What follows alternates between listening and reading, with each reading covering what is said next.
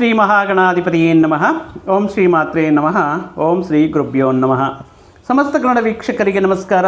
ನೀವು ಮೊದಲನೇ ಬಾರಿ ನಮ್ಮ ಚಾನಲ್ ನೋಡ್ತಾ ಇದ್ದರೆ ದಯವಿಟ್ಟು ಸಬ್ಸ್ಕ್ರೈಬ್ ಮಾಡಿ. ಅದೇ ರೀತಿ ನಮ್ಮ ವೀಕ್ಷಕರಿಗೆ ಶ್ರೀ ಪರಾಭವನಾಮ ಯುಗಾದಿ ಹಬ್ಬದ ಶುಭಾಶಯಗಳನ್ನು ಹೇಳುತ್ತಾ, ಈ ಹೊಸ ವರ್ಷದಲ್ಲಿ ನಮ್ಮ ವೀಕ್ಷಕರಿಗೆ ಶ್ರೀ ಗುರುರಾಯರ ಶ್ರೀಮನ್ನಾರಾಯಣರ ಆ ಪರಮೇಶ್ವರನ ಆಶೀರ್ವಾದ ಸದಾ ನಿಮ್ಮ ಮೇಲೆ, ನಿಮ್ಮ ಪರಿವಾರದ ಮೇಲೆ ಇರಲಿ. ನಿಮ್ಮ ಯೋಜನೆಗಳು ಪ್ರತಿ ಒಂದು ವಿಷಯವೂ ಕೂಡ ಸಾಕಾರವಾಗಲಿ, ಕನಸುಗಳು ನನಸಾಗಲಿ ಅಂತ ಹೇಳ್ತಾ, ಈ ದ್ವಾದಶ ರಾಶಿಗಳಿಗೆ ಶ್ರೀ ಪರಾಭವನಾಮ ವರ್ಷದಲ್ಲಿರುವಂತಹ ಗೋಚಾರ ಫಲಗಳನ್ನು ನಾವು ನೋಡುವುದಾದರೆ, ಮುಖ್ಯವಾಗಿ ದೀರ್ಘ ಸಂಚಾರ ಗ್ರಹಗಳಾಗಿರುವಂತಹ ಈ ದೀರ್ಘ ಸಂಚಾರ ಗ್ರಹಗಳ ಗಮನವನ್ನು ನೋಡಬೇಕಾಗಿರುತ್ತೆ. ಅದರಲ್ಲಿ ಶನಿ ಪರಮಾತ್ಮ ಮೀನರಾಶಿಯಲ್ಲಿ ಈ ವರ್ಷದ ಪೂರ್ತಿ ಇರ್ತಾರೆ. ಇನ್ನು ಡಿಸೆಂಬರ್ 5ರವರೆಗೂ ಕುಂಭರಾಶಿಯಲ್ಲಿರುವಂತಹ ರಾಹು ಆಮೇಲೆ ಮೀನರಾಶಿಗೆ ಈ ಮಕರ ರಾಶಿಗೆ ಬರ್ತಾರೆ. ಕೇತು ಈಗ ಸಿಂಹದಲ್ಲಿರುವಂತಹ ಕೇತು ಈಗ ಕಟಕಕ್ಕೆ ಡಿಸೆಂಬರ್ 5ರಿಂದ ವಕ್ರಗಮನ ಮಾಡ್ತಾರೆ. ಇನ್ನು ಪ್ರಮುಖವಾಗಿ ಗುರುಬಲ ಅದೃಷ್ಟ ಯೋಗ ಅನ್ನೋದು ಇಂಪಾರ್ಟೆಂಟ್ ಆಗಿರುತ್ತೆ. ದೇವಗುರು ಬೃಹಸ್ಪತಿಯು ಈ ವರ್ಷ 3 ರಾಶಿಗಳ ಬದಲಾವಣೆ ಮಾಡ್ತಾ ಇದ್ದಾರೆ. ಜೂನ್ 1ನೇ ತಾರೀಕುವರೆಗೂ ಈ ಮಿಥುನ ರಾಶಿಯಲ್ಲಿ, ನಂತರ ಕಟಕ ತನ್ನದೇ ರಾಶಿಯಾಗಿರುವಂತಹ ಉಚ್ಚಸ್ಥಾನ ಎಕ್ಸ್ಟಾಕ್ಟೇಷನ್ ಆಗುವಂತಹ ಈ ಕಟಕ ರಾಶಿಗೆ ಅಕ್ಟೋಬರ್ ಕೊನೆಯವರೆಗೂ ಕೂಡ ಕಟಕ ರಾಶಿಯಲ್ಲಿದ್ದು, ಆಮೇಲೆ ಸಿಂಹರಾಶಿಗೆ ತನ್ನ ಪಯಣವನ್ನು ಮಾಡುತ್ತಾ 3 ರಾಶಿಗಳು ಮಾಡುವುದರಿಂದ ಇದೊಂದು ರೀತಿ ಗುರುಬಲದ ಅರಿಷ್ಟ ಯೋಗ ಅಂತ ಹೇಳ್ತಾರೆ. ಆದ್ದರಿಂದ ಈ ವರ್ಷ ಮುಖ್ಯವಾಗಿ ಈ ಆಕಸ್ಮಿಕವಾಗಿ ಈ ಬೆಲೆಗಳಲ್ಲಿ ಪ್ರೈಜಸ್ಸಲ್ಲಿ ಒಂದು ಕನ್ಸಿಸ್ಟೆನ್ಸಿ ಇರಲ್ಲ. ಅದು ಯಾವುದೇ ರೀತಿ ತಗೊಳ್ಳಿ, ಹೋದರೆ ಆಕಾಶಕ್ಕೆ ಹೋಗಿಬಿಡುತ್ತೆ, ಬಿದ್ದರೆ ಪಾತಾಳಕ್ಕೆ ಬಿದ್ದುಬಿಡುತ್ತೆ. ಯಾವುದೇ ವಸ್ತು ತಗೊಳ್ಳಿ, ಈಗ ನೋಡ್ತಾ ಇದ್ದೇವೆ, ಕಳೆದ ತಿಂಗಳಲ್ಲಿ ಟೊಮ್ಯಾಟೊ ಆಗಿರಬಹುದು ಅಥವಾ ಆನಿಯನ್ ಆಗಿರ್ಬೋದು, ಬಹಳಷ್ಟು ಹೋದರೆ ಟಾಪ್ಗೆ ಹೋಗಿಬಿಡುತ್ತೆ, ಇಲ್ಲಾಂದರೆ ಪಾತಾಳಕ್ಕೆ ಕುಸಿಯುತ್ತೆ.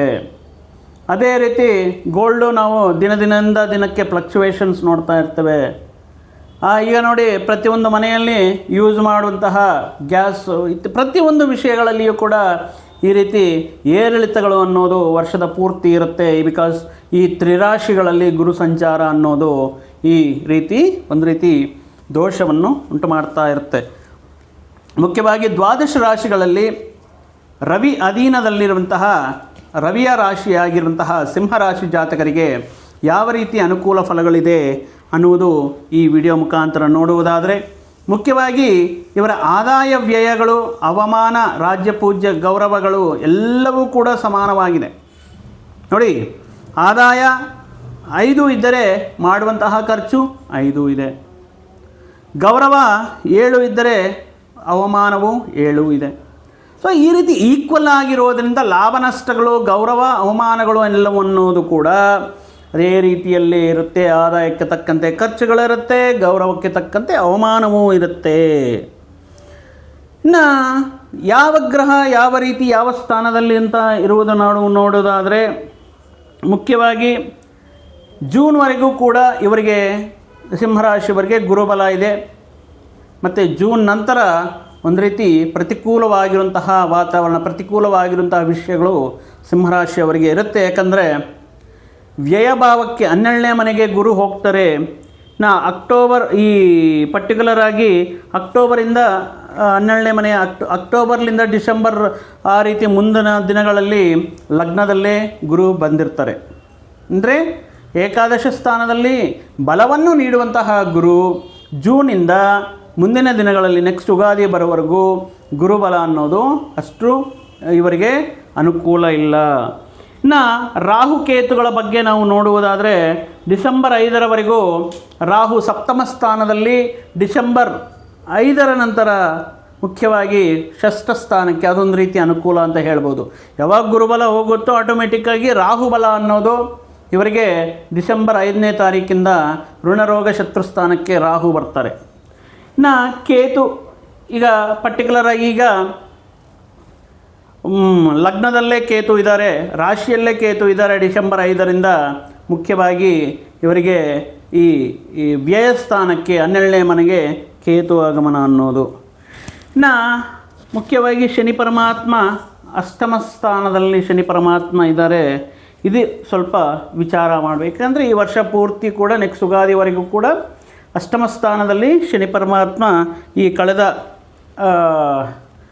ಮಾರ್ಚಿಂದ ಯಾವ ರೀತಿ ಅಷ್ಟಮ ಶಾನೆ ಫಲಗಳು, ಇವರಲ್ಲಿರುವಂತಹ ಗಾಂಭೀರ್ಯ, ಇವರಲ್ಲಿರುವಂತಹ ಗತ್ತು, ಸಿಂಹರಾಶಿಯವರಿಗೆ ಕಳೆದ ಒಂದು ವರ್ಷದಿಂದ ಯಾಕೆ ಕಮ್ಮಿ ಆಗಿದೆ ಅಂದರೆ ಶನಿ ಪರಮಾತ್ಮ ಅಷ್ಟಮದಲ್ಲಿರುವುದು ಇದೊಂದು ರೀತಿ ಇವರಲ್ಲಿರುವಂತಹ ಇಂದಿನ ದಿನಗಳಲ್ಲಿರುವಂತಹ ಗತ್ತು, ಸಿಂಹ, ಆ ಪೌರುಷವು ಎಲ್ಲವೂ ಕೂಡ ಸ್ವಲ್ಪ ಕಮ್ಮಿ ಆಗ್ತಾ ಇದೆ. ಸೊ ಈ ರೀತಿ ಗ್ರಹ ಸಂಚಾರ ಇರುವಂತಹ ಇವರಿಗೆ ಡಿಸೆಂಬರ್ 6ರಿಂದ ಗುರುಬಲ, ಜೂನ್ 1ರವರೆಗೂ ಗುರುಬಲ, ಡಿಸೆಂಬರ್ 6ರಿಂದ ರಾಹುಬಲ, ಇವೆರಡೂ ಬಿಟ್ಟರೆ ಈ ವರ್ಷ ಕೆಲವೊಂದು ಪ್ರತಿಕೂಲ ಫಲಗಳು ನೋಡುವುದಕ್ಕೆ ಸಿಂಹರಾಶಿಯವರಿಗೆ ಈ ವರ್ಷ ಇರುತ್ತೆ. ಮುಖ್ಯವಾಗಿ ನಾನು ಜಾಸ್ತಿ ಹೇಳೋದಕ್ಕೆ ಹೋಗಲ್ಲ, ಬಿಕಾಸ್ ಸಿಂಹರಾಶಿಯವರಿಗೆ ಮುಖ್ಯವಾಗಿ ಯಾವ ವಿಷಯಗಳಲ್ಲಿ ಈಗ ಅನೇಕ ಖರ್ಚು ಆದಾಯ ಎರಡೂ ಈಕ್ವಲ್ ಆಗಿದೆ. ಮುಖ್ಯವಾಗಿ ಆರೋಗ್ಯದ ವಿಷಯದಲ್ಲಿ ಸಿಂಹರಾಶಿಯವರಿಗೆ ಅಷ್ಟಮ ಸ್ಥಾನದಲ್ಲಿ ಶನಿ ಇರೋದರಿಂದ ಅನಾರೋಗ್ಯ ಸೂಚನೆಗಳು ಅನ್ನೋದು ಜಾಸ್ತಿ ಆಗಿದೆ. ಲಗ್ನದಲ್ಲಿ ಕೇತು ಇರೋದರಿಂದ ಅನಾರೋಗ್ಯ ಸಮಸ್ಯೆಗಳು, ಅಪಘಾತಗಳು ಅನ್ನೋದು ಜಾಸ್ತಿ ಆಗಿದೆ. ಆರೋಗ್ಯಕ್ಕೋಸ್ಕರ ವಿಪರೀತವಾಗಿ ದುಡ್ಡು ಖರ್ಚು ಮಾಡುವಂತಹ ಸಾಧ್ಯ. ಇವರಿಗೆ ಮುಖ್ಯವಾಗಿ ಆತ್ಮಸ್ಥೈರ್ಯ, ಆತ್ಮವಿಶ್ವಾಸ ಜಾಸ್ತಿ. ಯಾವುದಾದ್ರೂ ಅನಾರೋಗ್ಯ ಸಮಸ್ಯೆ ಬಂದ್ರೂ ಕೂಡ ಏನು ಮಾಡುತ್ತೆ ಅಂತ ಆ ಲಕ್ಷಣಗಳನ್ನು ನಿರ್ಲಕ್ಷ್ಯ ಮಾಡಿ, ಅಲಕ್ಷ್ಯ ಮಾಡಿ ಕೊನೆಯ ಹಂತದವರೆಗೂ ಕೂಡ ಆ ಮಾನಸಿಕ ಧೈರ್ಯ ಇರುತ್ತೆ. ಬಟ್ ಯಾವಾಗ ಆ ಸೂಚನೆಗಳು, ಲಕ್ಷಣಗಳು ಅಧಿಕವಾಗಿ ಆದಾಗ ಇವರಿಗೆ ಮನಸ್ಸಿಗೆ ಒಂದು ಆತಂಕ ಅನ್ನೋದು ಸ್ಟಾರ್ಟ್ ಆಗುತ್ತೆ. ಅಯ್ಯೋ ಏನಾಗುತ್ತೋ, ಏನು ಪ್ರಾಬ್ಲಮ್ ಆಗಿದೆಯೋ, ಆ ರೀತಿ ಮಾನಸಿಕ ಆತಂಕ ಉಂಟು ಮಾಡುವಂತಹ ಸಾಧ್ಯತೆಯೂ ಇರುತ್ತೆ. ಅಂದರೆ ನಾನು ಆರಂಭದಲ್ಲೇ ಈ ರೀತಿ ಆರೋಗ್ಯ ಸಮಸ್ಯೆಗಳು ಕಂಡುಕೊಂಡಿರುವಂತಹ ಸಂದರ್ಭಗಳಲ್ಲಿ ಅದಕ್ಕೆ ಸೂಕ್ತ ಪರಿಹಾರ ಟ್ರೀಟ್ಮೆಂಟ್ ತಗೊಳ್ಳೋದ್ರಿಂದ ಸಾಕಷ್ಟು ವಿಷಯಗಳಲ್ಲಿ ಅನಾರೋಗ್ಯಕ್ಕೆ ಸಂಬಂಧಪಟ್ಟಿರುವಂತಹ ಖರ್ಚುಗಳನ್ನು ನೀವು ಕಮ್ಮಿ ಮಾಡಬಹುದು. ಆರೋಗ್ಯಕ್ಕೋಸ್ಕರ ವಿಪರೀತವಾಗಿ ಖರ್ಚು ಮಾಡುವಂತಹ ಸಾಧ್ಯತೆ ಇರುತ್ತೆ. ಸಣ್ಣ ಪುಟ್ಟ ಆರೋಗ್ಯ ಸಮಸ್ಯೆಗಳಿದ್ರೂ ಕೂಡ ಈ ಹಿಂದಿನ ದಿನಗಳಲ್ಲಿ ಆಗಿರುವಂತಹ ಕೆಲವೊಂದು ಅನಾರೋಗ್ಯ ಸಮಸ್ಯೆಗಳನ್ನು ದೃಷ್ಟಿಯಲ್ಲಿಟ್ಕೊಂಡು ವಿಪರೀತವಾಗಿ ಮಾನಸಿಕವಾಗಿ ಸ್ಟ್ರೆಸ್ ಆಗೋದು, ಆತಂಕಕ್ಕೆ ಗುರಿಯಾಗೋದು, ಏನಾಗುತ್ತೋ ಅನ್ನುವಂತಹ ಸಂದರ್ಭಗಳಲ್ಲಿ ಇಮಿಡಿಯೇಟಾಗಿ ಹೋಗಿ ಡಾಕ್ಟರ್ ಹತ್ರ ಟೆಸ್ಟ್ಗಳು, ಸ್ಕ್ಯಾನ್ಗಳು ಎಲ್ಲವೂ ಮಾಡಿಸ್ತಾ ಇರ್ತಾರೆ. ಈ ರೀತಿ ಮಾನಸಿಕ ಆತಂಕವು ಜಾಸ್ತಿ ಇರುತ್ತೆ. ಇನ್ನು ಪ್ರತಿ ಚಿಕ್ಕ ವಿಷಯಕ್ಕೂ ಕೂಡ ಅಲ್ಲಿ ಅಷ್ಟೊಂದು ರಿಯಾಕ್ಟ್ ಆಗುವಂಥ ಸಾಧ್ಯನೇ ಇರಲ್ಲ. ಪ್ರತಿಯೊಂದು ವಿಷಯಕ್ಕೆ ಭಾವೋದ್ವೇಗಕ್ಕೆ ಒಳಗಾಗೋದು, ಪ್ರತಿಯೊಂದು ಚಿಕ್ಕ ವಿಷಯಕ್ಕೆ ಅತಿಯಾಗಿ ರಿಯಾಕ್ಟ್ ಆಗೋದು ಇವರಿಗೆ ಕಮ್ಮಿ ಮಾಡ್ಕೋಬೇಕಾಗಿರುತ್ತೆ. ಇಲ್ಲ ಅಂದರೆ ಅದು ಕೂಡ ಮಾನಸಿಕವಾಗಿ ಮಾನಸಿಕ ಆರೋಗ್ಯದ ಮೇಲೆ ಇದು ಪ್ರಭಾವ ಬೀರಿದು ಮಾನಸಿಕ ಆರೋಗ್ಯದಿಂದ ದೈಹಿಕ ಆರೋಗ್ಯ ಸಮಸ್ಯೆಗಳು ಹೆಚ್ಚಾಗುವುದಕ್ಕೆ ಕಾರಣವಾಗ್ತಾ ಇರುತ್ತೆ. ಈ ಮಾನಸಿಕ ಆತಂಕವನ್ನು ಕಮ್ಮಿ ಮಾಡ್ಕೋಬೇಕಾಗಿರುತ್ತೆ. ಇದು ದೊಡ್ಡ ಮಟ್ಟದಲ್ಲಿ ಏನಪ್ಪ ಅಪಘಾತ ಆಗುತ್ತಾ, ಏನಾದರೂ ದೊಡ್ಡ ಸಮಸ್ಯೆ ಆಗುತ್ತಾ ಅಂದರೆ ಏನೂ ಇರಲ್ಲ. ಬಟ್ ಮಾನಸಿಕವಾಗಿ ಆ ರೀತಿ ಊಹೆಗಳಿಂದ ಇವರಿಗೆ ಆತಂಕವನ್ನು ಜಾಸ್ತಿ ಮಾಡ್ಕೊಳ್ತಾ ಇರ್ತಾರೆ. ಇನ್ನು 12ನೇ ಮನೆಯಲ್ಲಿ ಬರ್ತಾ ಇರುವಂತಹ ಏಕಾದಶದಲ್ಲಿ ಜೂನ್ವರೆಗೂ ಅದ್ಭುತವಾಗಿ ಲಾಭಸ್ಥಾನದಲ್ಲಿರುವಂತಹ ಗುರು ಎಲ್ಲ ರೀತಿಯಲ್ಲಿ ಅನುಕೂಲವಾಗಿ ಏಕಾದಶದಲ್ಲಿ ಗುರು ಇದ್ದಾಗ ಯಾವುದೇ ರೀತಿ ತೊಂದರೆ ಇರಲ್ಲ. ವಿಪರೀತವಾಗಿರುವಂತಹ ಹಣಕಾಸಿನ ಲಾಭಗಳು, ವೃತ್ತಿ ಉದ್ಯೋಗಗಳಲ್ಲಿ ಲಾಭಗಳು ಎಲ್ಲ ರೀತಿ ಇರುತ್ತೆ. ಈ ಅಷ್ಟಮ ಶನಿ ಅನ್ನೋದು ಆರೋಗ್ಯಕ್ಕೋಸ್ಕರ ಖರ್ಚು ಮಾಡಿದ್ರೆ, ಈಗ ಪರ್ಟಿಕ್ಯುಲರ್ ಆಗಿ ಈ ವ್ಯಯಸ್ಥಾನಕ್ಕೆ ಬರುವಂತಹ ಗುರು ಶುಭ ಕಾರ್ಯಗಳಿಗೋಸ್ಕರ, ಅವಶ್ಯಕ ವಿಷಯಗಳಿಗೋಸ್ಕರ ಖರ್ಚು ಮಾಡಿಸ್ತಾ ಇರುತ್ತೆ. ಅದು ನಿಮ್ಮ ಮಕ್ಕಳ ವಿದ್ಯಾಭ್ಯಾಸಕ್ಕಾಗಿರಬಹುದು, ವಿವಾಹಾದಿ ಶುಭ ಕಾರ್ಯಗಳಿಗಾಗಿರಬಹುದು, ಗೃಹ ನಿರ್ಮಾಣ ವಿಷಯಗಳಿಗಾಗಿರಬಹುದು. ಈ ಸಂದರ್ಭದಲ್ಲಿ ವ್ಯಯಸ್ಥಾನಕ್ಕೆ ಬರುವಂತಹ ದೇವಗುರು ಬೃಹಸ್ಪತಿ ಈ ರೀತಿ ಅವಶ್ಯಕವಾಗಿರುವಂತಹ ಖರ್ಚುಗಳನ್ನು ಮಾಡಿಸ್ತಾರೆ. ಅಂದರೆ ಯಾವುದೋ ರೀತಿ ಖರ್ಚು, ಹಣಕಾಸಿನ ಆದಾಯ ಆರಂಭದಲ್ಲೇ ಹೇಳಿದ್ದೇವೆ, ಆದಾಯವು ಖರ್ಚುಗಳ ಸ್ಥಾನ ಈಕ್ವಲ್ ಆಗಿರೋದರಿಂದ ಮುಖ್ಯವಾಗಿ ಈ ವರ್ಷದಲ್ಲಿ ಸಿಂಹರಾಶಿಯವರು ನೀವು ಆದಾಯಕ್ಕೆ ಎಷ್ಟು ಇಂಪಾರ್ಟೆಂಟ್ ಕೊಡ್ತೀರೋ ಅದೇ ರೀತಿ ಉಳಿತಾಯ ಹೂಡಿಕೆಗಳಿಗೆ ಕೂಡ ಅಷ್ಟೇ ಇಂಪಾರ್ಟೆಂಟ್ ಕೊಡಬೇಕಾಗಿರುತ್ತೆ. ದುಂದು ವೆಚ್ಚಗಳಿಗೆ, ವಿಲಾಸಮಯ ಜೀವನಕ್ಕೆ ಈ ರೀತಿ ವೇಸ್ಟ್ ಖರ್ಚುಗಳು ನಾಳೆ ಬರುತ್ತೆ, ನಾಳೆ ನೋಡೋಣ ಅಂದರೆ ಜೂನಿಂದ ವ್ಯಯಸ್ಥಾನಕ್ಕೆ ಗುರು. ಸೊ ಅಷ್ಟಮ ಸ್ಥಾನದಲ್ಲಿ ಶನಿ ಇರೋದರಿಂದ ನಿಮಗೆ ಹೂಡಿಕೆ ಉಳಿತಾಯಗಳ ಬಗ್ಗೆ ಸಾಕಷ್ಟು ಗಮನವಿದ್ದು ಅದರ ಬಗ್ಗೆ ಇನ್ವೆಸ್ಟ್ಮೆಂಟ್ ಮಾಡೋದಕ್ಕೆ ಒಳ್ಳೆಯದು ಮುಂದಿನ ದಿನಗಳಲ್ಲಿ. ಇನ್ನು ಎರಡು ವಿಧವಾಗಿರುವಂತಹ ಖರ್ಚುಗಳಿರುತ್ತೆ. ಒಂದು ಅವಶ್ಯಕತೆ ಆರೋಗ್ಯ ಮೇಲೆ ಖರ್ಚು ಮಾಡಬೇಕಾಗಿರುತ್ತೆ. ಈ ವರ್ಷದಲ್ಲಿ ಈ ಬರುವಂತಹ ಖರ್ಚು ವೆಚ್ಚಗಳನ್ನೆಲ್ಲ ಮಾಡಿಕೊಂಡು ಹಣಕಾಸಿನ ವಿಷಯಗಳಲ್ಲಿ ಬಲವಾಗಿರಬೇಕು, ಮುಂದಿನ ಅವಶ್ಯಕತೆಗಳಿಗೆ ಪೂರೈಸುವಂತಹ ವಿಷಯಗಳಿಗೆ ಅನುಕೂಲವಾಗಿರಬೇಕು ಅಂದ್ಕೊಂಡ್ರೆ ನೀವು ಈ ರೀತಿ ಖರ್ಚುಗಳನ್ನು ಸ್ವಲ್ಪ ಕಮ್ಮಿ ಮಾಡಿಕೊಂಡು ಇನ್ವೆಸ್ಟ್ಮೆಂಟ್ ಕಡೆಗೆ ಗಮನ ಕೊಡಬೇಕಾಗಿರುತ್ತೆ.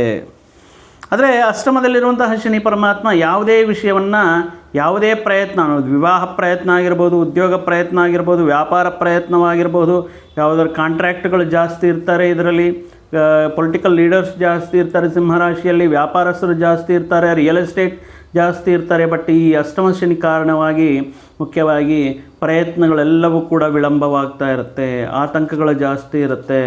ಅಥವಾ ನೀವು ಯಾವ ರೀತಿ ಕಮಿಟ್ ಮಾಡಿರ್ತಾರೋ ಆ ಕಮಿಟ್ಮೆಂಟ್ ಪ್ರಕಾರ ಕೆಲವೊಂದು ವಿಷಯಗಳನ್ನು ಪೂರ್ತಿ ಮಾಡೋದಕ್ಕೆ ತುಂಬ ಕಷ್ಟಪಡಬೇಕಾಗಿರುತ್ತೆ ಈ ಸಂದರ್ಭದಲ್ಲಿ.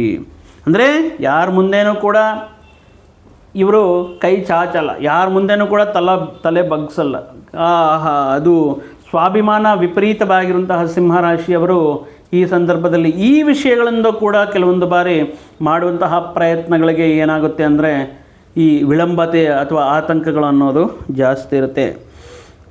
ಆದರೆ ಡಿಸೆಂಬರ್ 5ರ ಮೇಲೆ ಸಿಚುವೇಶನ್ ಇಸ್ ಡಿಫ್ರೆಂಟ್. ನೀವು ಎಷ್ಟು ಕಳ್ಕೊಂಡಿರ್ತೀರೋ, ಅದು ಒಳ್ಳೆಯ ವಿಷಯಕ್ಕಾಗಿರ್ಬೋದು, ಆರೋಗ್ಯ ವಿಷಯಗಳಿಗಾಗಿರ್ಬೋದು, ಮತ್ತಷ್ಟು ವಿಷಯಗಳಿಗಾಗಿರ್ಬೋದು, ನೀವು ವಾಟ್ ಎವರ್ ಯು ಲಾಸ್ಟ್, ನೀವು ಕಳ್ಕೊಂಡಿರುವಂತಹ ಹಣಕಾಸಿನ ವಿಷಯಗಳು ಡಿಸೆಂಬರ್ 6ರಿಂದ ರಾಹು ಷಷ್ಠ ಸ್ಥಾನಕ್ಕೆ, ಋಣ ರೋಗ ಶತ್ರು ಸ್ಥಾನಕ್ಕೆ ಬರೋದರಿಂದ ಅದ್ಭುತ ರೀತಿಯಲ್ಲಿ ರಾಹು ಅನುಗ್ರಹಿತೆಯಿಂದ ನಿಮಗೆ ಈ ಸಿಂಹರಾಶಿಯವರಿಗೆ ಋಣರೋಗ ಶತ್ರುಸ್ಥಾನ ಅಲ್ವಾ, ಸಾಲಗಳು ತೀರಿಸೋದಾಗಿರ್ಬೋದು, ಹಣಕಾಸಿನ ಲಾಭ ಆಗಿರ್ಬೋದು, ಅದು ಮುಖ್ಯವಾಗಿ ಶತ್ರುಗಳ ಮೇಲೆ ಮೇಲ್ಗೈ ಸಾಧಿಸೋದಾಗಿರಬಹುದು, ನಿಮ್ಮನ್ನು ಎಷ್ಟು ಕುಗ್ಗಿಸಬೇಕು ಅಂತ ಪ್ರಯತ್ನ ಮಾಡ್ತಾ ಇರ್ತಾರೆ, ಎಷ್ಟು ಸೋಲಿಸಬೇಕು ಅಂತ ಪ್ರಯತ್ನ ಮಾಡ್ತಾ ಇರ್ತಾರೆ, ಎಷ್ಟು ನಿಮ್ಮನ್ನು ಪರ್ಟಿಕ್ಯುಲರ್ ಆಗಿ ಈ ರೀತಿ ಇದ್ದಾರಲ್ಲ ಈ ವ್ಯಕ್ತಿ, ಇಷ್ಟು ಗಟ್ಟಿಯಾಗಿದ್ದಾರಲ್ಲ ಈ ವ್ಯಕ್ತಿ, ಯಾವ ರೀತಿಯಾದ್ರೂ ಇವರನ್ನು ಕೆಲವೊಂದು ವಿಷಯಗಳಲ್ಲಿ ಭಯ ಬೀಳಿಸಬೇಕು ಅನ್ನುವಂತಹ ಕೆಲವೊಂದು ಪ್ರಯತ್ನಗಳು ಮಾಡುವಂತಹ ಈ ಶತ್ರುಗಳ ಆಟಗಳು ನಿಮ್ಮ ಮುಂದೆ ನಡೆಯಲ್ಲ. ಯಾಕಂದರೆ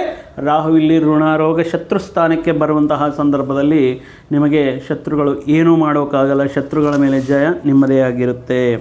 ನೀವೇ ಎಷ್ಟು ಸ್ಪೀಡಾಗಿ ಹಣ ಕಳ್ಕೊಂಡಿರ್ತೀರೋ ಅಷ್ಟೇ ಸ್ಪೀಡಾಗಿ ಮತ್ತೆ ಕಳ್ಕೊಂಡಿರುವಂತಹ ಹಣವನ್ನು, ಹಣ ಲಾಭಗಳನ್ನು, ಹಣ ವ್ಯವಸ್ಥೆಯನ್ನು, ಅಂದರೆ ಫಾರ್ ಎಕ್ಸಾಂಪಲ್ ಧನಾದಾಯವನ್ನು ಪಡೆಯೋದಕ್ಕೆ ಡಿಸೆಂಬರ್ 6ರಿಂದ ಅನುಕೂಲವಾಗಿರುತ್ತೆ. ಸೊ ಈ ರೀತಿ ಯಾಕೆ ಈ ವರ್ಷ ಈ ರೀತಿನ ನಿಮಗೆ ಬಲನೇ ಇಲ್ವಾ ಈ ವರ್ಷ ಅನ್ನುವಂತಹ ಸಂದರ್ಭಗಳಲ್ಲಿ ರಾಹು ಷಷ್ಠ ಸ್ಥಾನಕ್ಕೆ ಬಂದ ಮೇಲೆ ನಿಮಗೆ ಗೊತ್ತಾಗುತ್ತೆ, ಪರವಾಗಿಲ್ಲ ನಮಗೂ ಸ್ವಲ್ಪ ಈ ವರ್ಷ ಅನುಕೂಲ ಇರುತ್ತೆ. ಮತ್ತು ಡಿಸೆಂಬರ್ವರೆಗೂ ಕೂಡ, ಈ ಜೂನಿಂದ ಡಿಸೆಂಬರ್ವರೆಗೂ ಕೂಡ ತಾಳ್ಮೆಯಿಂದ ಖರ್ಚುಗಳ ಬಗ್ಗೆ ಗಮನ, ಆರೋಗ್ಯದ ಬಗ್ಗೆ ಕಾಳಜಿ, ಈ ಸಂದರ್ಭದಲ್ಲಿ ಏನಾಗುತ್ತೆ ನೋಡ್ಕೊಂಡು ಬಿಡೋಣ ಅನ್ನುವಂತಹ ಬೇಡ. ಆರೋಗ್ಯದ ಬಗ್ಗೆ ನೀವು ಕೀಳಾಗಿ ನೋಡ್ಕೊಳ್ಳೋ, ಆರೋಗ್ಯದ ಬಗ್ಗೆ ಬೇಜವಾಬ್ದಾರಿ ಬೇಡ. ಆಹಾರ ನಿಯಮಗಳ ಬಗ್ಗೆ ಬೇಜವಾಬ್ದಾರಿತನ ಬೇಡ. ಸ್ವಲ್ಪ ರಿಸ್ಕ್ ಇರುವಂತಹ ಕೆಲಸಗಳು ಮಾಡುವಾಗ ಬೇಜವಾಬ್ದಾರಿತನ ಬೇಡ. ಸೊ ಆಗಿರೋದ್ರಿಂದ ನಿಮಗೆ ಆರೋಗ್ಯ ಸುಧಾರಣೆ ಆಗಬೇಕು, ಇಂದಿನ ದಿನಗಳಿಂದ ಕಾಡ್ತಾ ಇರುವಂಥ ಆರೋಗ್ಯ ಸಮಸ್ಯೆಗಳು ಮತ್ತೆ ಅನುಕೂಲವಾಗಬೇಕು ಅಂದರೆ ರಾಹು 6ನೇ ಮನೆಗೆ ಡಿಸೆಂಬರ್ 6ರಿಂದ ಬರುವಂತಹ ಸಂದರ್ಭಗಳಲ್ಲಿ ಆಗುತ್ತೆ. ಇನ್ನು ಕೆಲವೊಂದು ವಿಷಯಗಳಲ್ಲಿ ಈ ಕೆಲವೊಂದು ಮುಖ್ಯವಾಗಿರುವಂಥ ಕೆಲವೊಂದು ವಿಷಯಗಳನ್ನು ನಾವು ನೋಡುವುದಾದರೆ ಸಿಂಹರಾಶಿಯವರಿಗೆ ಈ ವರ್ಷ ಏನಾದರೂ ಮುಖ್ಯವಾಗಿ ಇನ್ವೆಸ್ಟ್ಮೆಂಟ್ಗಳು ಮಾಡಬೇಕು, ಆಸ್ತಿ ಪ್ರಾಪರ್ಟಿ ತಗೋಬೇಕು, ಹೊಸ ಅಗ್ರಿಮೆಂಟ್ ಮಾಡ್ಕೋಬೇಕು, ಹೊಸ ಕಾಂಟ್ರ್ಯಾಕ್ಟ್ಗಳು ಮಾಡಬೇಕು, ಅಥವಾ ಹೊಸ ಪ್ರಯತ್ನಗಳು ಮಾಡಬೇಕು ಅಂದರೆ ಜೂನ್ ಒಳಗಡೆ ಪೂರ್ತಿ ಮಾಡ್ಕೊಳ್ಳೋದಕ್ಕೆ ಪ್ರಯತ್ನ ಮಾಡಿ. ಜೂನ್ ಆದಮೇಲೆ ಮೇಜರ್ ಡೆಸಿಷನ್ಸ್ ಆಗಿರ್ಬೋದು, ದೊಡ್ಡ ಮಟ್ಟದಲ್ಲಿ ಹೂಡಿಕೆಗಳು ಮಾತ್ರ ಮಾಡ್ಕೊಳ್ಳೋಕೆ ಹೋಗಬೇಡಿ. ಇನ್ನು ವಿವಾಹಕ್ಕೆ ಸಂಬಂಧಪಟ್ಟಿರುವಂತಹ ವಿಷಯಗಳು ನೀವು ಪ್ರಯತ್ನ ಮಾಡುವಂತಹ ಸಂದರ್ಭಗಳಲ್ಲಿ ಪರಿಚಯ ಕುಟುಂಬಗಳಿಂದ, ಬಂಧುವರ್ಗದಿಂದ ಕೆಲವೊಂದು ಸಂಬಂಧಗಳು ನಿಮ್ಮನ್ನು ಹುಡುಕುತ್ತಾ ಬರುವಂತಹ ಅವಕಾಶಗಳು ಈ ವರ್ಷ ಇರುತ್ತೆ. ಇನ್ನು ಲಗ್ನದಲ್ಲೇ ಕೇತು, ಅದೇ ರೀತಿ ಸಪ್ತಮ ಸ್ಥಾನದಲ್ಲಿ ರಾಹು ಇರೋದರಿಂದ ಜೂನ್ 5ರವರೆಗೂ, ಡಿಸೆಂಬರ್ 5ರವರೆಗೂ ಕೂಡ ಈ ವಿದೇಶಿ ಅಂದರೆ ಸ್ವದೇಶಿ ಅಲ್ಲ, ಸ್ವದೇಶ ಸ್ಥಾನ, ಸ್ವಸ್ಥಳ, ಜನ್ಮಸ್ಥಳ ಬಿಟ್ಟು ವಿದೇಶದಲ್ಲಿರುವಂತಹ ವ್ಯಕ್ತಿಗಳಿಗೆ, ವಿದೇಶಿಗಳ ಮುಖಾಂತರ ವ್ಯವಹಾರಗಳನ್ನು ಮಾಡುವಂತಹ ವ್ಯಕ್ತಿಗಳಿಗೆ, ವಿದೇಶಿ ಮುಖಾಂತರ ನೀವು ಕಾಂಟ್ರ್ಯಾಕ್ಟ್ ಅಗ್ರಿಮೆಂಟ್ ಮಾಡುವಂತಹ ವ್ಯಕ್ತಿಗಳಿಗೆ, ವ್ಯಾಪಾರಗಳು ಮಾಡುವಂತಹ ವ್ಯಕ್ತಿಗಳಿಗೆ ಅಲ್ಲಿವರೆಗೂ ಕೂಡ ತುಂಬ ಅನುಕೂಲವಾಗಿರುತ್ತೆ. ಇನ್ನು ಮುಖ್ಯವಾಗಿ ಸಪ್ತಮದಲ್ಲಿ ರಾಹು ಇರೋದರಿಂದ ಪರ್ಟಿಕ್ಯುಲರಾಗಿ ವಿವಾಹ ಪ್ರಯತ್ನಗಳು ಮಾಡುವಂತಹ ಸಂದರ್ಭಗಳಲ್ಲಿ ಇನ್ನೇನು ಅಂದರೆ ಕೆಲವೊಂದು ಸಂದರ್ಭಗಳಲ್ಲಿ ಕೆಲವೊಂದು ಜಾತಕರಿಗೆ ಅದು ನಿಮ್ಮ ವೈಯಕ್ತಿಕ ಜಾತಕದ ಮೇಲೆ ನಿರ್ಧಾರವಾಗಿರುತ್ತೆ. ಬಟ್ ಸಪ್ತಮದಲ್ಲಿ ಈಗ ಈ ಪರ್ಟಿಕ್ಯುಲರ್ ಆಗಿ ರಾಹು ಇರೋದರಿಂದ ಇಂಟರ್ಕ್ಯಾಸ್ಟ್ ಆಗುವಂತಹ ಸಾಧ್ಯತೆ ಇರುತ್ತೆ. ಈಗ ಮುಖ್ಯವಾಗಿ ವಿವಾಹಗಳು ನೋಡುವಾಗ ಒಂದು ಹಂತಕ್ಕೆ ತಮ್ಮ ಪ್ರಯತ್ನಗಳೆಲ್ಲ ಮಾಡಿ ಇನ್ ಕೇಸ್ ಆ ರೀತಿ ಹುಡುಕುವಂತಹ ಲಕ್ಷಣಗಳು ಕೆಲವೊಂದು ಕ್ವಾಲಿಟೀಸು ತುಂಬ ಚೂಸಿಯಾಗಿರೋದ್ರಿಂದ ಈಗ ಪರವಾಗಿಲ್ಲ, ಬೇರೆ ಕ್ಯಾಸ್ಟ್ ಆದ್ರೂ ಪರವಾಗಿಲ್ಲ, ವಿವಾಹಕ್ಕೆ ಸಮ್ಮತಿಯನ್ನು ನೀಡ್ತೀರಾ. ಈ ರೀತಿ intercaste religious inter caste marriages ಮಾಡ್ಕೊಳ್ಳೋದಕ್ಕೆ ಚಾನ್ಸಸ್ ಅಧಿಕವಾಗಿರುತ್ತೆ. ಇನ್ನು ಮುಖ್ಯವಾಗಿ ಈ ಸಂದರ್ಭದಲ್ಲಿ ಅಷ್ಟಮ ಶನಿ ಇರೋ ಕಾರಣದಿಂದ ನೆಕ್ಸ್ಟ್ ಯುಗಾದಿವರೆಗೆ ಕೂಡ ಸಣ್ಣ ಪುಟ್ಟ ನಿಮ್ಮ ಮೇಲೆ ಆರೋಪಗಳು ಬರೋದಾಗಿರ್ಬೋದು, ಕ್ಷಣಿಕಾವೇಶದಲ್ಲಿ ತಗೊಳ್ಳುವಂತಹ ನಿರ್ಧಾರಗಳು ಅಥವಾ ಈ ಪಿತ್ರಾರ್ಜಿತವಾಗಿ ವಾರಸತ್ವವಾಗಿ ಬರುವಂತಹ ಆಸ್ತಿಗಳ ವಿಷಯಗಳಲ್ಲಿ ಸ್ವಲ್ಪ ಯೋಚನೆ ಮಾಡಿ ನಿರ್ಧಾರಗಳು ಮಾಡಬೇಕಾಗಿರುತ್ತೆ. ಅಥವಾ ಯಾವುದಾದ್ರೂ ಒಂದು ಪ್ರಾಪರ್ಟಿ ಸೆಲ್ ಮಾಡುವಂಥ ಸಂದರ್ಭಗಳಲ್ಲಿ ಕೂಡ ಕ್ಷಣಿಕಾವೇಶ ನಿರ್ಧಾರಗಳು ಬೇಡ. ಯಾವುದೇ ಒಂದು ವಿಷಯವನ್ನು ಕೂಡ ಈ ಹಠಕ್ಕೆ ಬಿದ್ದು ಅಥವಾ ಆ ಮೊಂಡುತನಕ್ಕೆ ಬಿದ್ದು ನೀವು ನಿರ್ಧಾರಗಳು ಅದು ನಿಮಗೆ ನಷ್ಟಗಳನ್ನೇ ಉಂಟು ಮಾಡುತ್ತೆ. ಸೊ ಆದ್ದರಿಂದ ಏನಾದರೂ ಪಿತ್ರಾರ್ಜಿತ ಆಸ್ತಿಗಳು ತಗೊಳ್ಳುವಂಥ ಸಂದರ್ಭಗಳಲ್ಲಿ ನೀವು ಸ್ವಲ್ಪ ಇರಬಹುದು, ಎಲ್ಲ ಕೊಟ್ಬಿಡ್ರಿ, ನನಗೇನೋ ಬೇಡ, ನನಗೆ ದೇವರಿದ್ದಾನೆ, ನನ್ನಲ್ಲಿ ಆ ಶಕ್ತಿ ಇದೆ, ಈ ರೀತಿ ಮೊಂಡುತನ ಬೇಡ. ಅಲ್ಲಿ ಕೂಡ ಸ್ವಲ್ಪ ಲೌಕ್ಯ ಅಂದರೆ ಒಂಥರ ಸ್ಮಾರ್ಟ್ನೆಸ್ ಆಗಿ ಯೋಚನೆ ಮಾಡಿ ಎಲ್ಲರಿಗೂ ಯಾವ ರೀತಿ ಆಗುತ್ತೋ ಈಕ್ವಲ್ ಆಗಿ ಬರುವಂತಹ ಈ ಆಸ್ತಿ ಹಂಚಿಕೆ ವಿಷಯಗಳಲ್ಲಾಗಿರಬಹುದು, ಈ ವಿಷಯಗಳಲ್ಲಿ ಸ್ವಲ್ಪ ಸಾನುಕೂಲವಾಗಿ ಕೂತ್ಕೊಂಡು ಯಾವುದೇ ಸಂಬಂಧಕ್ಕೆ ಬ್ರೇಕ್ ಆಗ್ದಂಗೆ ನೀವು ಆ ಆಸ್ತಿ ಹಂಚಿಕೆ ವಿಷಯಗಳಲ್ಲಿ ಸ್ವಲ್ಪ ಆ ಕೋಪವನ್ನು ನೀವು ಕಮ್ಮಿ ಮಾಡ್ಕೋಬೇಕು. ಸಿಂಹರಾಶಿಯವರಿಗೆ ಕೋಪ ಅನ್ನೋದು ಒಂದು ರೀತಿ ವೀಕ್ನೆಸ್ಸು ಹೌದು, ಸ್ಟ್ರೆಂತು ಹೌದು. ಯಾಕೆ ಸ್ಟ್ರೆಂತು ಅಂತ ಹೇಳಿದೆನೆಂದರೆ ಈ ಕೋಪ, ಈ ಗಾಂಭೀರ್ಯ ಅನ್ನೋದು ತುಂಬ ವ್ಯಕ್ತಿಗಳಿಗೆ ಬೇಡಪ್ಪ, ಯಾಕೆ ಆ ವ್ಯಕ್ತಿ ಅಂದರೆ ಗೌರವ ಅಥವಾ ಭಯದಿಂದ ಕೂಡಿರುವಂತಹ ಗೌರವವನ್ನು ಉಂಟು ಮಾಡ್ತಾ ಇರುತ್ತೆ.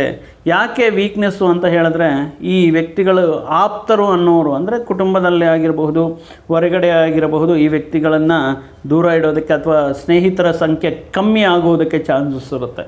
ಸೊ ಆದ್ದರಿಂದ ಕೋಪವನ್ನು ಹಿಡ್ಕೋಬೇಕಾಗಿರುತ್ತೆ. ಮುಖ್ಯವಾಗಿ ಸಿಂಹರಾಶಿಯವರು ಪ್ರತಿ ಅಷ್ಟಮಿ ದಿನದಂದು ಬರುವಂತಹ ಮಾಸದಲ್ಲಿ ಅಷ್ಟಮಿ, ಇದು ಶುಕ್ಲಾಷ್ಟಮಿ ಆಗಿರ್ಬೋದು, ಕೃಷ್ಣಾಷ್ಟಮಿ ಆಗಿರಬಹುದು, ಅಷ್ಟಮಿ ದಿನ ಕಾಲಭೈರವನ ದೇವಸ್ಥಾನಕ್ಕೆ ಹೋಗಿಬಿಟ್ಟು ಅಲ್ಲಿ ಸೇವೆಗಳನ್ನು ಮಾಡುವುದು ಅಥವಾ ಕಾಲಭೈರವ ಅಷ್ಟಕವನ್ನು ಪ್ರತಿದಿನವೂ ಪಠನೆ ಮಾಡುವುದರಿಂದ ಅಥವಾ ಕಾಲಭೈರವ ದೇವಸ್ಥಾನಕ್ಕೆ ಹೋಗ್ಬಿಟ್ಟು ಅಲ್ಲಿ ಅಷ್ಟಮಿ ತಿಥಿಯಂದು ಈ ಸಂಕಲ್ಪ ಮಾಡಿಸುವಂತಹ ವಿಷಯಗಳಲ್ಲಾಗಿರ್ಬೋದು.